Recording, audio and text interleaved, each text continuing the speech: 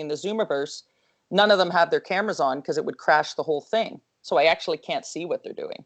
So it's a great way for me to validate. And then, of course, when they email me their video, I say, hey, next time, try to get your left hand away or try to shoot off your other foot. So, various tricks of the trade, I guess I've learned in the Zoomiverse over the last little while.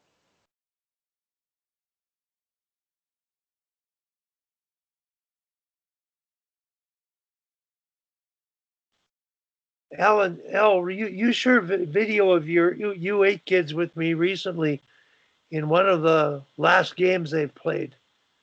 And, I was thinking of you as she was talking because you were the first one that really began to share that random kind of learning, that open-mindedness and trusting the kids to figure things out, which I think the coaching has progressed from telling. Well, I think we've gone from yelling to telling. It's too much telling and now being able to ask. And it's had an impact on your team and your players. And it may have an impact extending to your hockey community out there. So Richard, and just in keeping with our background of the teaching modules, level 1 to 5 in the old days, where we were really good at teaching and breaking down skills and an awful lot of telling, the ability to translate those skills into game performance and decision making sort of rests with the freedom of play and allowing them to think while they execute skills. So Al, any comments related to what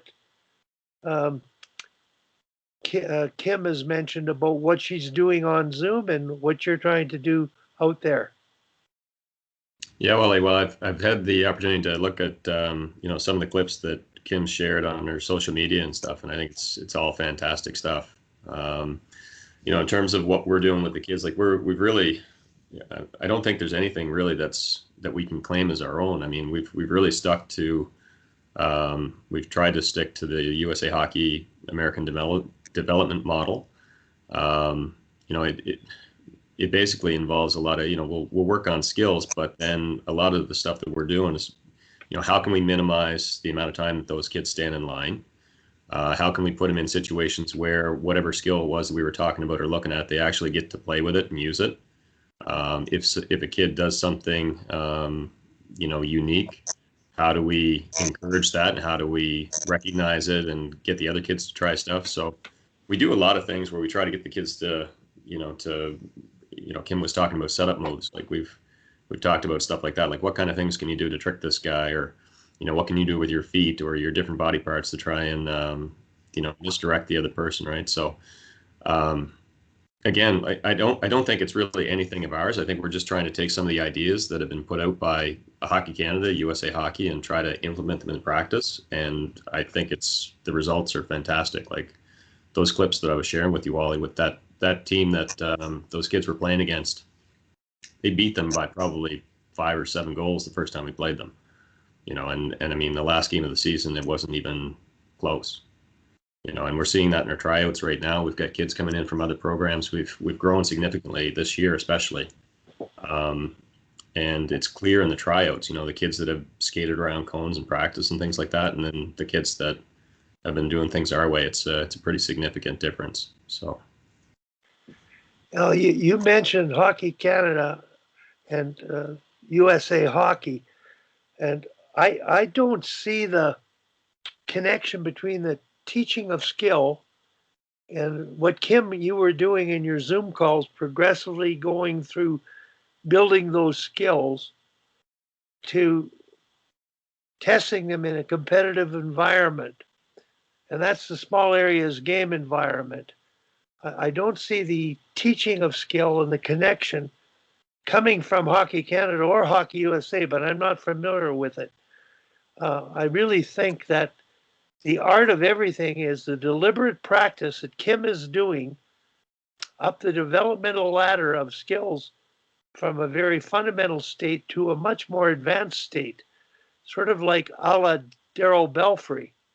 And yet being able to do it in a game. So I'm just not sure. I think that's the gap that has to be closed in the game today with coaches in particular. Kim, can you respond?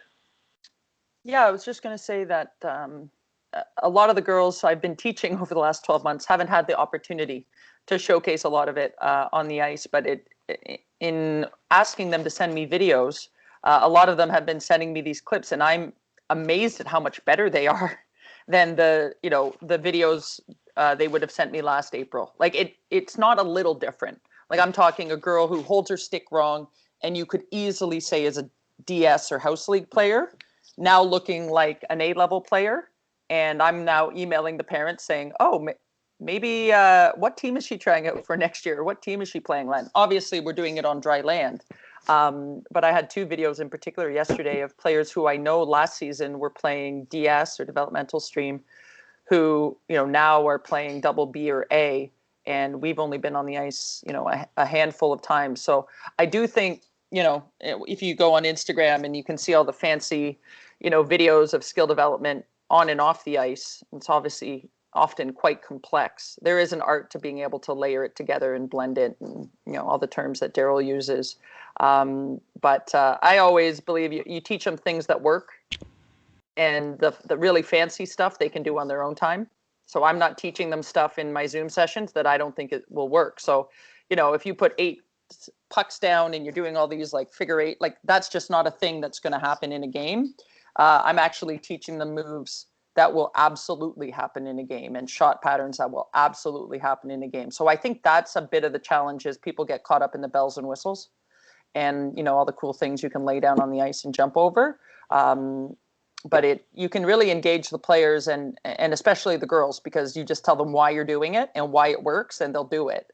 But it's been quite amazing for me. It has transformed the way I'm going to coach when I get back on the ice, based on the year I've spent off the ice trying to figure out how the heck do you teach a kid to shoot when you're not even in the same time zone as them in some cases, and you can't even really see what they're doing. But it seems to be paying off.